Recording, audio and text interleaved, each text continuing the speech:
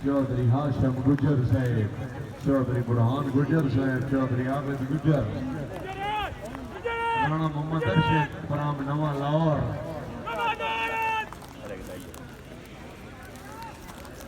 राणा साहब इलाके का जलसा कोई स्वागत होगा नहीं।